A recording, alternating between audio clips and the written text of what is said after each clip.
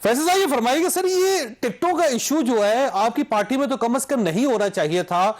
जब parliamentary board ने फैसला कर लिया तो इसका मतलब ये है कि हाईएस्ट लेवल पे फैसला हुआ और प्राइम मिनिस्टर साहब की अपनी रजामंदी से टिकट जारी हुए। पहले आपने एक अरबपति बलोचिस्तान में अब्दुल कादिर साहब को टिकट दे दिया, वहां पे लोगों ने एतराज किया, आपको टिकट वापस लेना पड़ गया। अब ये फैसल वाडा साहब का इशू बन गया सिंध में, और सैफुल्लाह अबड़ू साहब का इशू बन गया। सैफुल्लाह अबड़ू साहब के बारे में भी कहा जाता है कि वो भी एक बहुत अमीर आदमी है, वो भी बाद में पार्टी के अंदर आए हैं। तो ये आपकी पार्टी में कम से कम ये नहीं होना चाहिए, तो ये क्यों हो रहा है सर? वो भी एक बहुत अमीर आदमी है, वो भी बाद में पार्टी के अंदर आए हैं। तो ये आपकी पार्टी में कम से कम ये नहीं होना चाहिए, तो ये क्यों हो रहा है सर? चौधरी साहब, अस्सलाम वालेकुम चौधरी साहब, दोनों चौधरी साहिबान। देखिए बात यह है कि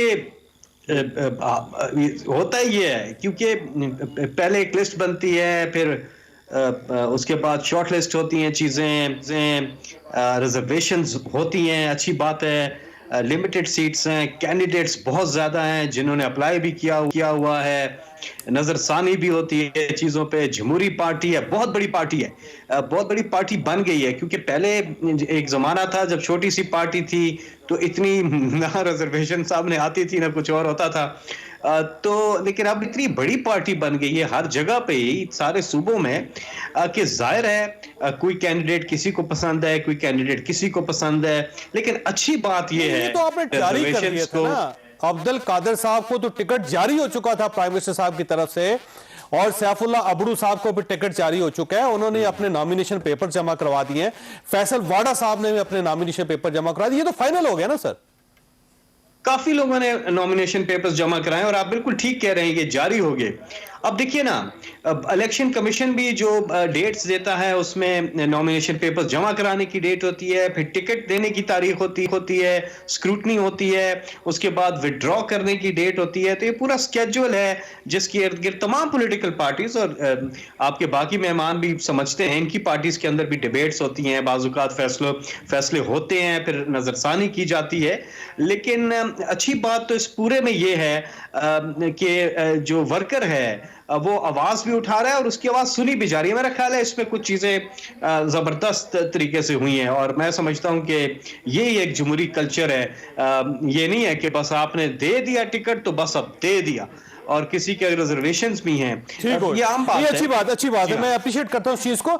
लेकिन ये फरमाइएगा सर, ये दोनों अमीर आदमी, मसलन ये एक अब्दुल कादिर साहब थे जिनके बारे में पार्टी के लोगों को पता ही नहीं था, और उनकी वाहिद क्वालिफिकेशन जो है वो ये है कि वो कंस्ट्रक्शन के बिजनेस में है, अमीर है बेतहाशा, पार्टी के अंदर से वो अभी ताज़ा पार्टी में ज्वाइन हुआ है, साथ ही उनको टिकट मिल गया।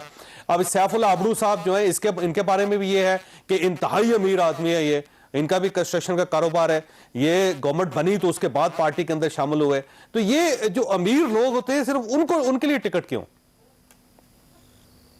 जो साहब देखिए, ये जो टेक्नोक्रेट की सीट है इसमें टेक्निकल एक्सपर्टीज देखी जाती हैं और उसमें एक मैकेनिज्म है इलेक्शन रूल्स के अंदर, या जो भी कैंडिडेट है उसकी एलिजिबिलिटी के अंदर। तो टेक्नोक्रेट की सीट अब देखें, चित्राली हमारी एक कैंडिडेट वहां से फलकनाज चित्राल से, वो एक गरीब घराने की खातून है, एक मुतवसत फैमिली से ताल्लुक रखती है, वर्कर है।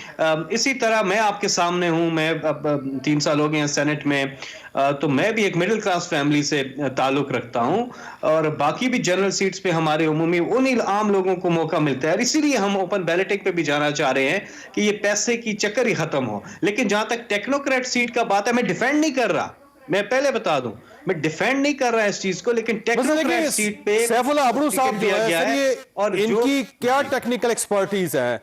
वैसे इन्होंने को बहुत बड़ा ब्रिज बना लिया है, को बड़ा डैम बना दिया है इन्होंने, मरीख के ऊपर कोई इन्होंने मिसाइल लॉन्च कर दिया। कोई मतलब टेक्निकल की ऐसी क्या कैपेसिटी है इनके अंदर? नहीं, बाकी जो टेक्नोक्रेट की सीट पे लोग आते हैं नून लीग के पीपल, वो क्या मरीख से होके आए हुए हैं या उन्होंने कोई शटल भेजी हुई ऊपर? हर एक की अपनी फील्ड होती है, और जो इनसे अभी पूछेंगे सर, यहाँ पे भी प्रॉब्लम है, बात इनसे अभी करेंगे। अभी तो सिर्फ आपसे कर रहे हैं, इनसे अभी पूछते हैं। मैं ये बात कह रहा हूं कि जो जो भी एलिजिबिलिटी होती है टेक्नोक्रेट की वो उसको पूरी करते होंगे, लेकिन मैं ये नहीं कह रहा, मैं ये कह रहा हूं आपने सही कहा, रिजर्वेशंस उठी हैं, वहां से भी उठी हैं, अभी भी टाइम है, फैसले हो रहे हैं कंसिडर, लेकिन parliamentary board should be in a better position to answer your queries. जब आप टेक्निकल डिटेल में जाते हैं तो फिर जाहिर है एक पार्लियामेंट्री बोर्ड बना है, उन्होंने फैसला किया है, लेकिन ये भी मैं आपको बता दूं, जो भी लीडरशिप का लेकिन वही फैसला है पार्लियामेंट्री बोर्ड अब और टिकट वापस भी ले रहा है सर, जी वही पार्लियामेंट्री बोर्ड अब टिकट्स वापस भी ले रहा है।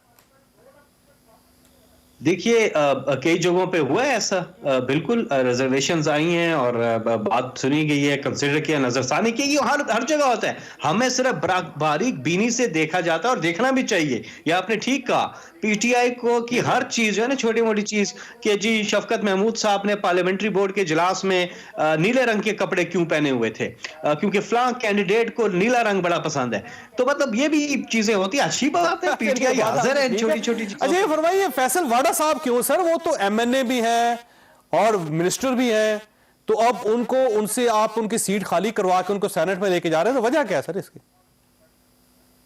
देखिए बात यह है कि अगेन फैसल वाडा साहब से भी आप बात कर सकते हैं, मेरा ये ख्याल है कि वो मेरी जो समझ में आई और जो बात हुई है वो कॉन्स्टिट्यूएंसी पॉलिटिक्स से निकल रहे हैं, और कॉन्स्टिट्यूएंसी पॉलिटिक्स कई लोग करते हैं, कई लोग नहीं कर पाते, वो निकल जाते हैं, तो मेरा ख्याल है वो कॉन्स्टिट्यूएंसी पॉलिटिक्स, और जाहिर है फेडरल मिनिस्टर हैं, वो हमारे बाला में अपना किरदार अदा करना चाह रहे हैं और पार्टी के भी काफी अरसे से हैं, लेकिन अगेन बहुत सी चीजों के ऊपर हमारे सामने कंसर्न्स आए हैं लोगों के, और मेरा ख्याल है पार्लियामेंट्री बोर्ड इनको देख रहा है, लेकिन हैविंग सेड दैट जो भी कैंडिडेट हो सर, रिजर्वेशंस तो फिर भी आती ही आती हैं, लेकिन अच्छी बात यह इस पूरे तराजुर में कि चीजों को जमहूरी अंदाज में देखा जाए और जमहूरी अंदाज में उनको आगे लेके जाया जाए, बेहतरीन कमाल चीज होती है विद इन द पार्टीज, चाहे वो नून लीग हो, चाहे वो पीपल्स पार्टी हो, चाहे वो हमारे साथ सदाकत अली जतोई साहब है। जतोई साहब आपका बहुत बहुत शुक्रिया। फरमाइए सर, ये पार्टी लाइन से बाहर क्यों निकल रहे हैं आप, जब पार्टी के अपना एक इस्तेहकाक है कि वो किसको टिकट देती है, तो आपको एतराज क्यों है? बड़ी मेहरबानी चौधरी साहब, हमारा कोई एतराज नहीं है, लेकिन एतराज होता है असूलों पे, क्योंकि जब सैफुल्लाह अब्दुल्ला साहब की बात आती है तो उसने 2018 के बाद इलेक्शन अपना पीटीआई में ज्वाइनिंग की थी, पहले वो पीपल्स पार्टी के ही थे, और उसके ऊपर आजकल अरबों रुपए के खरबों रुपए के मेरे ख्याल में करप्शन केसेस है। आपने एक केस सुना होगा जो कि 90 अरब का पैकेज था लाड़काना के अंदर, उसमें इन्होंने बड़ा उसमें पैसा लूटा, वो आज तक नेब के केसेस में। तो हम चाहते हैं, जिसमें खान साहब हमारे जो प्राइम मिनिस्टर साहब है, जो उनका एक नजरिया है कि कोई करप्ट आदमी नहीं आना चाहिए, और जिसपे नेब के केसेस हो उसको तो वो बर्दाश्त नहीं करते, लेकिन यहाँ से रिकमेंड करके जो भेजा गया है तो हमने उनकी निशानदेही की है, हमने निशानदेही की है कि ऐसे आदमी हमारी पार्टी में ना हो। लेकिन देखिए ये जो 90 अरब का इशू है ना लाड़काना में, ये पीटीआई ने उठाया था, इमरान खान सर ने उठाया था, अच्छी बात है, जो एक आदमी है जो जाहिर है वादा माफ गवाह बन सकता है, वो आपकी पार्टी में आ रहा, तो अच्छी बात। लेकिन देखिए डॉक्टर साहब, इस पे आपको याद होगा कि हाईकोर्ट ने क्या अपने रिमार्क्स दिए थे, वो भी आपको याद होंगे। बात यह है कि साफ और शफाफ आदमी होना चाहिए, ऐसा आदमी होना चाहिए कि जो नुमाइंदगी कर सके, अवाम की बात करे, पार्टी के साथ लॉयल हो। अच्छा अब सवाल ये है सदाकत साहब कि अगर जतोई साहब, अगर आपका मुतालबा नहीं माना जाता तो फिर? नहीं देखिए, मुतालबा तो नहीं होता, हमने तो एक बात की है कि ये जो चीज है इस पर आप नजरसानी करें, इसको रिवाइज करें, काइंडली इसमें कंसिडर करें, आप किसी दूसरे दोस्त को दे दें, उन्हें लाखानी साहब भी हमारे बहुत अच्छे दोस्त भाई हैं, उनको आप दे दें, और दूसरों को दे दें जो हमारे जिन्होंने पार्टी से उन्होंने अप्लाई किया है, आप उनको दे दें, क्योंकि इससे हमारे वर्कर्स मायूस हो गए सिंध के अंदर, स्पेशली अंदरूनी सिंध से हमारे पास जो। अच्छा ये फरमाइए वाडा साहब पे क्या एतराज है आपको? वाडा साहब पे क्या एतराज है आपको? वाडा साहब से हमारा कोई एतराज नहीं था, वाडा साहब से ये था कि जिन्होंने अपना नेशनल असेंबली की सीट भी रखी हुई है और ये सीट भी आप उनको दे रहे हैं, ये था हमारा मौक़िफ़ बिल्कुल साफ है कि जी वो नेशनल असेंबली के मेंबर भी आप ये सीट भी दे रहे हैं, लेकिन असल बात हमारी टेक्नोक्रेट पे आ रही है, क्योंकि टेक्नोक्रेट पे आप मेरिट क्यों बनाएं, क्योंकि वर्कर्स में मायूसी होगी, सिंध के अंदर मायूसी है, और मैं समझता हूँ इंशाअल्लाह ताला इसमें रिवाइज होगा। हमने प्राइम मिनिस्टर साहब को रिक्वेस्ट की है, और आपके प्रोग्राम से तसल्सल से मैं ये रिक्वेस्ट करूंगा कि जी इस पर रिवाइज होना चाहिए, आप किसी अच्छे आदमी को बुलाएं जो पाक साफ और शफाफ हो, जिसमें क्रशर के केसेस ना हो, जो नेब में जिसके केसेस चल रहे हैं वो किस ठीक हो। हो सकता है। ठीक है।